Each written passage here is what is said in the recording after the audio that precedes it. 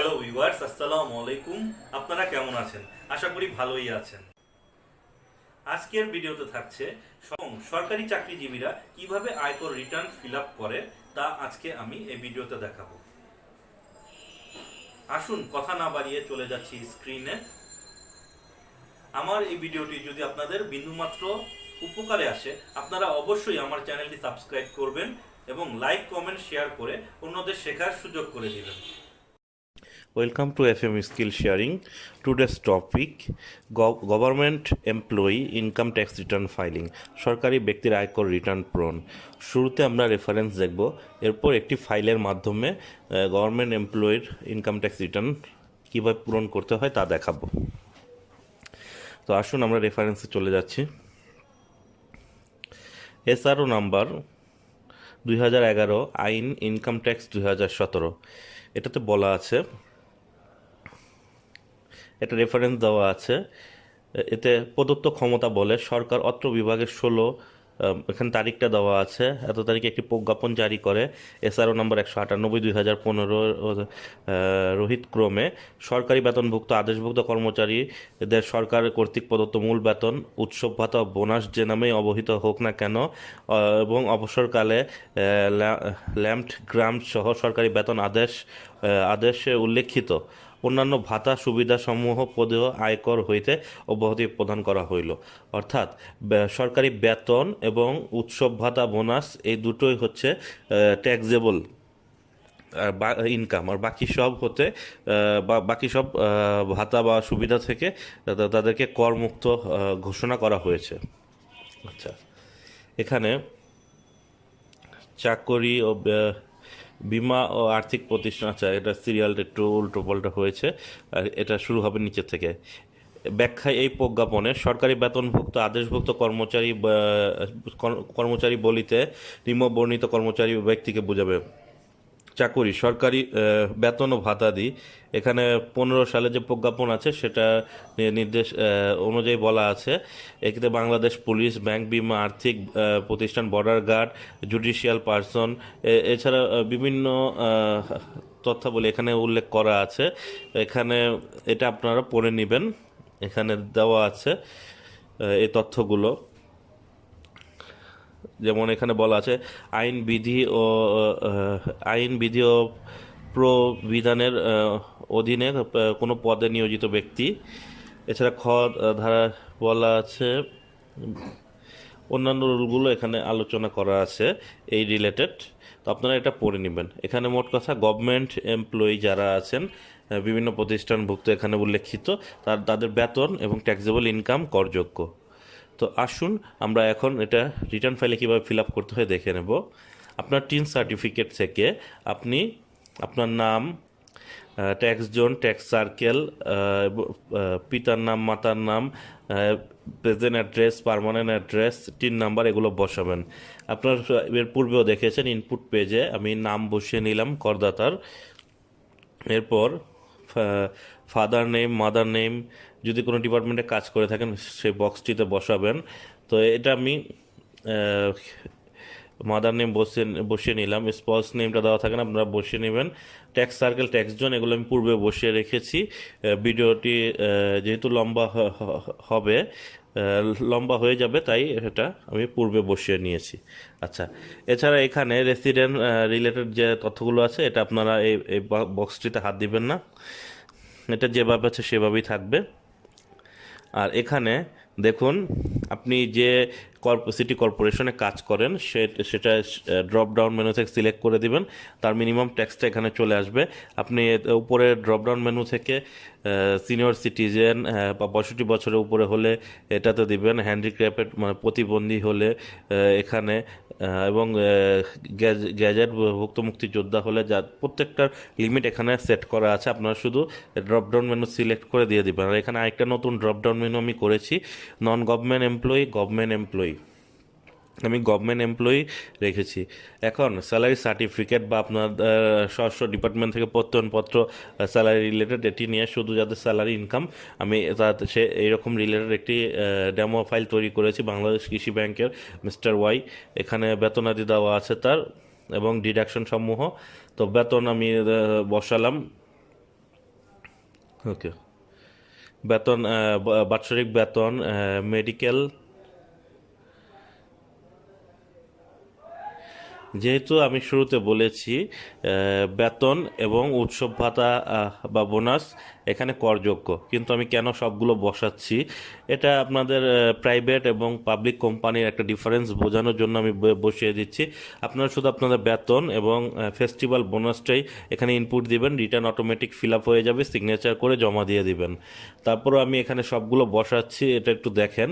আমি dropdown menu থেকে private এবং প্রাইভেট অর্গানাইজেশন এমপ্লয়ি এবং গভর্নমেন্ট অর্গানাইজেশন এমপ্লয়ি গুলোর মধ্যে ট্যাক্সের ডিফারেন্স কতটা বোঝানোর জন্য এখানে আমি তুলে ধরছি। তারপর সবগুলো ইয়ার ব্যবহারগুলো দেখুন। ইন্টারেস্ট অ্যাক্রুড অন, ধরে নিচ্ছি এটা 18% আপনি এখানে পেয়েছে, এখানে ইন্টারেস্টটা আমরা বসালাম। আদার তথ্যগুলো বসিয়ে দিচ্ছি, এডুকেশন সাপোর্ট অ্যালাউন্স এটা বসালাম। এখন ডিডাকশনগুলো আমরা বসাবো। দেখুন এখানে বলা আছে ব্যাংক প্রোভাইড হিম রেন্ট ফ্রি অ্যাকোমোডেশন।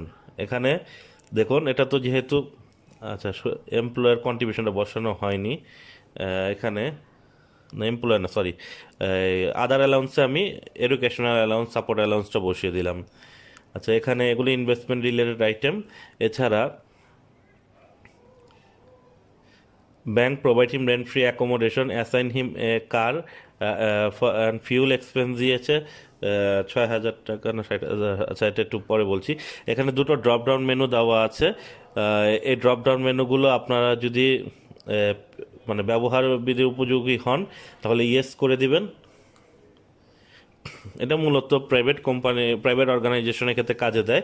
তো আমি একসাথে দুটো ফাইলের রিটার্নের ব্যবহার আপনাদের দেখাচ্ছি। দেখুন, যখন গভর্নমেন্ট এমপ্লয়ি থাকবে এখানে শুধু বেতন এবং বোনাসটা ট্যাক্সেবল ইনকামে দেখাবে।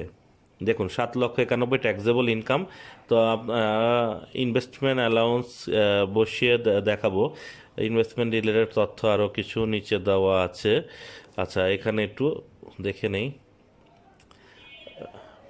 Provident fund, contributory provident fund 1925 যেটা দেওয়া আছে, এটা গভর্নমেন্ট প্রভিডেন্ট ফান্ড। এটাতে আপনারা যারা গভর্নমেন্ট এমপ্লয়ি তারা এই বক্সটিতে ইনভেস্টমেন্ট, অ্যাকচুয়াল ইনভেস্টমেন্টের ঘরে বসাবেন। আচ্ছা, এটা ভুল ঘরে বসিয়েছি, এটা আমি মুছে নিচ্ছি, এটা এই ঘরে হবে। আচ্ছা, আন্ডু করে নিচ্ছি।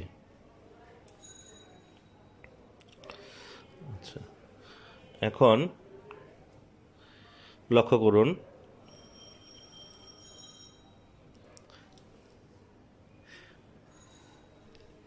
এখানে ট্যাক্স লাইবিলিটি, যদি আপনি সরকারি চাকুরিজীবী হন তাহলে আপনার ট্যাক্স আসবে 48,650 এই ফাইল থেকে। আর আমি যদি এখানে নন গভর্নমেন্ট বা প্রাইভেট অর্গানাইজেশন এটা ড্রপডাউন মেনু থেকে দিয়ে দিই, তাহলে আপনাকে ট্যাক্স দিতে হবে গ্রস ট্যাক্স লাইবিলিটি 79,000 প্লাস। দেখুন এখানে ট্যাক্সেবল হিসাবগুলো অটোমেটিক্যালি বসে গিয়েছে, যেখানে ট্যাক্স আসেনি সেটা 0। তো এটা একটা অটো ট্যাক্স ক্যালকুলেশন ফরম্যাট, আপনারা ফিল আপ করবেন, রিটার্ন অটোমেটিক তৈরি হবে, আপনারা সিগনেচার করবেন, জমা দিবেন। আচ্ছা, এখানে যেগুলোতে সবুজ মার্ক করা আছে এগুলোতে আপনারা, উপরে দুটোতে ড্রপ ডাউন মেনু আর নিচে দুটো হচ্ছে আপনার করার জন্য, মার্ক উল্লেখ করার জন্য। এখানে ইন্টারেস্ট অ্যাক্রুড, এখানে কত পার্সেন্ট হারে ইন্টারেস্টটা পেয়েছেন, আর রিকগনাইজ প্রভিডেন্ট ফান্ড বা গভর্নমেন্ট প্রভিডেন্ট ফান্ডের ওপর সেটা আপনারা এখানে দিবেন। আর এইখানে যে মেনুটা দেওয়া আছে এখানে এডিশনাল, এখানে দেখুন এখানে ফিউল এক্সপেন্স আপনি পেয়েছেন 60,000 টাকা। আচ্ছা, এটা 0 করে দিলাম। ফিউল এক্সপেন্সটা আদার অ্যালাউন্স হিসেবে দিয়ে দিবেন। তো এটা আমি দেখালাম। দেখুন, লক্ষ্য করুন, গভর্নমেন্ট এমপ্লয়ির ক্ষেত্রে আপনার শুধু বেতন আর বোনাস ট্যাক্সেবল ইনকাম, তাই আপনি 48,650 দিয়েছেন, এবং প্রাইভেট এমপ্লয়ির ক্ষেত্রে প্রাইভেট এমপ্লয়ির ক্ষেত্রে যেখানে উল্লেখিত রুল 33 বা অন্যান্য রুলগুলোতে বলা আছে, সেকশনে বলা আছে, সেগুলো এখানে তুলে ধরা হয়েছে। এখন আমরা এডিশনাল ইনফরমেশন থেকে ইনভেস্টমেন্টগুলো বসিয়ে নেব। মিস্টার ওয়াইর এখানে একটি লাইফ ইন্স্যুরেন্স পলিসি আছে, যার পলিসি ভ্যালু 10 লাখ এবং 7,000 করে পার মান্থ, 84,000। এখানে নিয়ম হচ্ছে যেটা কম সেটা অ্যাকচুয়াল ইনভেস্টমেন্টে যাবে। মিস্টার ওয়াইয়ের একটি ডিপিএস আছে 5,000 টাকা করে, ডিসেম্বর মাসে ওপেন করেছে। এখানে ডিসেম্বর থেকে জুলাই পর্যন্ত 7 মাস। আচ্ছা, ইয়ারটা ঠিক করতে হবে, ঠিক করে নিলাম। 7 মাস এখানে বসাবো। DPS during the income year 5,000 into 7, অর্থাৎ 35,000। আর এবং সর্বোচ্চ লিমিট 60,000। যেটাই হোক, এটা অটোমেটিক্যালি চলে আসবে। এছাড়া মিস্টার ওয়াই ইনভেস্টমেন্ট করেছে শেয়ারে। এখানে দেখুন শেয়ার দেওয়া আছে। শেয়ারের অ্যামাউন্ট আমরা এখানে 50,000 টাকা শেয়ার ইনভেস্ট করেছে, আমরা সেটা এখানে বসাবো। আচ্ছা, এছাড়া আমরা একটু দেখে নিচ্ছি। মিস্টার ওয়াই এখানে ডিভিডেন্ড পেয়েছে, এটা ট্যাক্স ক্যালকুলেশন পেজে যাবেন। ইনকাম ফ্রম আদার সোর্সে দেখুন ডিভিডেন্ড দেওয়া আছে। এখানে 53,000 টাকা যেহেতু ডিভিডেন্ড পেয়েছে, 53,000 বসাবো। 50,000 এক্সেমটেড, ট্যাক্সেবল ইনকাম 3,000 এখানে চলে এসেছে। আচ্ছা, এছাড়া এখানে কন্ট্রিবিউটরি প্রভিডেন্ট ফান্ড, অর্থাৎ ভবিষ্যৎ তহবিলে কর্মচারীর দান, এটা 1925 যেটা দেওয়া আছে প্রভিডেন্ট ফান্ড, এটাতে আপনারা বসাবেন। আর প্রাইভেটের ক্ষেত্রে নিচেরটা। আচ্ছা, তারপর গ্রুপ ইন্স্যুরেন্স এবং বিনিবলেন্ট ফান্ড, অর্থাৎ কল্যাণ তহবিল এবং গ্রুপ ইন্স্যুরেন্সে যদি কোনো টাকা আপনাদের ডিডাকশন হয়ে থাকে, আপনারা এই দুটো যোগ করে এই বক্সটিতে বসিয়ে দিবেন। তাহলে অ্যাকচুয়াল ইনভেস্টমেন্ট চলে আসবে এবং নিচে থেকে 25% অফ টোটাল ইনকাম এবং 1.5 কোটি, তিনটার মধ্যে যেটা কম সেটা এলিজেবল অ্যামাউন্ট হিসাবে ধার্য হবে। এবং সেটার ওপর যদি আপনার টোটাল ইনকাম 15 লাখ হয়, তাহলে 15%, 15 লাখের বেশি হলে 10% এই স্ল্যাব হারে এখানে ইনভেস্টমেন্ট রিবেট নিতে পারবেন। এটাও এখানে বাই ডিফল্ট সেট করা আছে। আপনারা শুধু ইনপুট দিবেন তথ্যগুলো সঠিকভাবে। এখানে এটা আপনার tax calculation, rebate calculation automatically complete হয়ে যাবে। এখন দেখুন এখানে রিবেট এসেছে 28,320। তো আমার এখানে লক্ষ্য করি, আমরা একটু ট্যাক্স ক্যালকুলেশন পেজে যাব। এখান থেকে স্ক্রল ডাউন করে নিচে নিয়ে আমরা দেখব। দেখুন net tax liability 20,780 government employee. আমরা যদি প্রাইভেট এমপ্লয়ির ক্ষেত্রে এটা করে থাকি তাহলে এটা আসবে হচ্ছে 58,617। অর্থাৎ একজন গভর্নমেন্ট এমপ্লয়ি এবং নন গভর্নমেন্ট এমপ্লয়ির ক্ষেত্রে ট্যাক্সের ক্ষেত্রে ডিফারেন্সটা আপনারা বুঝতে পারলেন। এখন আসলে আমরা একটু রিটার্ন ফর্মটা দেখে আসি।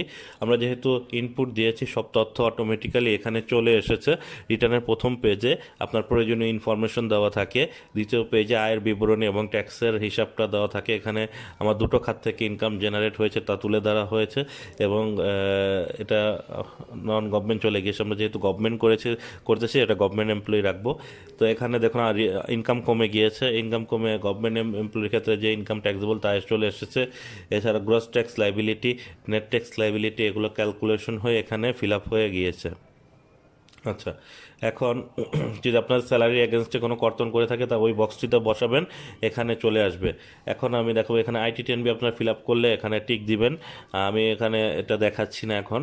আর এছাড়া আপনাদের যে ডকুমেন্ট হবে, আমার পূর্ববর্তী ভিডিওগুলোতে আপনারা দেখেছেন কী কী ডকুমেন্ট দেওয়া লাগে।